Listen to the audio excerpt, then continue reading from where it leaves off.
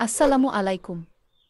শরীর ও স্বাস্থ্য বিষয়ক গুরুত্বপূর্ণ পরামর্শের জন্য আমাদের হেলথ ইনফো পয়েন্ট চ্যানেলটি সাবস্ক্রাইব করুন। ধন্যবাদ। অনেক নারী কোনো না কোনো কারণে গর্ভপাতের সিদ্ধান্ত নিতে বাধ্য হন।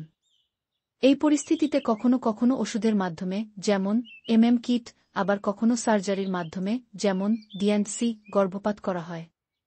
কিন্তু একটি বড় প্রশ্ন থেকেই যায়, এর ফলে কি ভবিষ্যতে গর্ভধারণের সমস্যা হতে পারে?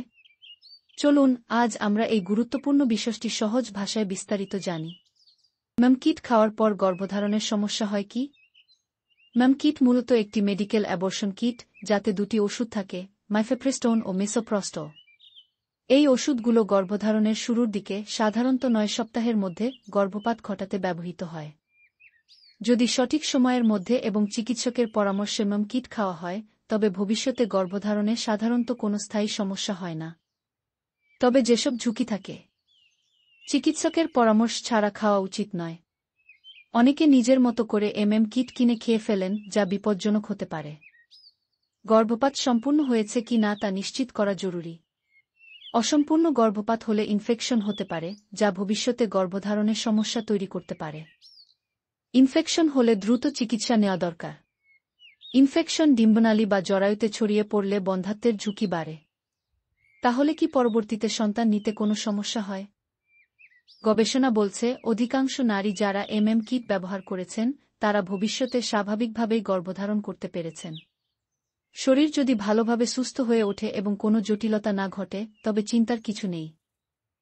DNC, dilation and কিউরেটেজ।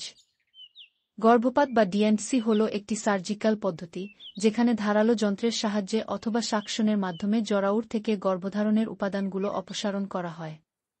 এই পদ্ধতিটি সাধারণত জটিল গর্ভপাত বা অসম্পূর্ণ গর্ভপাতের ক্ষেত্রে ব্যবহার করা হয়।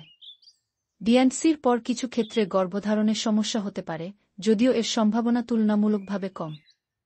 তবে যেসব ঝুঁকি থাকে, অ্যাশারম্যান সিনড্রোম, ডিএনসি করার সময় জরায়ুর ভেতরের দেয়াল আঘাতপ্রাপ্ত হলে সেখানে দাগ বা চিপচিপে চামড়া, অ্যাডহেশনস, তৈরি হতে পারে। এতে মাসিক বন্ধ বা অনিয়মিত হয়, এমনকি পরবর্তী গর্ভধারণের সমস্যা হয়। জরায়ুর মুখ দুর্বল হওয়া, বারবার ডিএনসি করালে জরায়ুর মুখ, সার্ভিক্স, দুর্বল হয়ে যেতে পারে, যার কারণে গর্ভাবস্থায় আগেভাগেই গর্ভপাত হতে পারে। ইনফেকশন, অপরিচ্ছন্নভাবে বা ভুল পদ্ধতিতে ডিএনসি হলে ইনফেকশন হয়ে ডিম্বনালী বন্ধ হয়ে যেতে পারে, ফলে প্রজনন ক্ষমতা হ্রাস পায়। মানসিক চাপ, গর্ভপাত বা সার্জারির মানসিক প্রভাব অনেক নারীর মধ্যে দীর্ঘ সময় থেকে যায়, যা হরমোন এবং প্রজননের উপর প্রভাব ফেলতে পারে। তাহলে কিভাবে এসব ঝুঁকি কমানো যায়? গর্ভপাতের সিদ্ধান্ত নিলে তা অবশ্যই অভিজ্ঞ গাইনি ডাক্তারের তত্ত্বাবধানে নিতে হবে।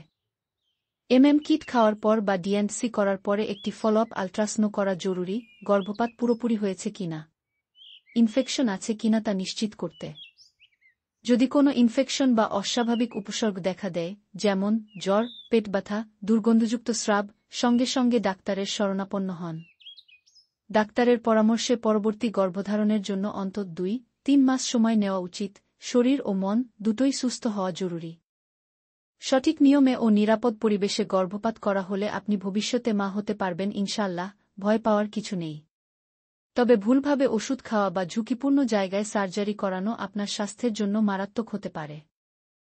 আপনি যদি এই মুহূর্তে দ্বিধায় থাকেন, চিকিৎসকের পরামর্শ নেওয়াটাই সবচেয়ে বুদ্ধিমানের কাজ।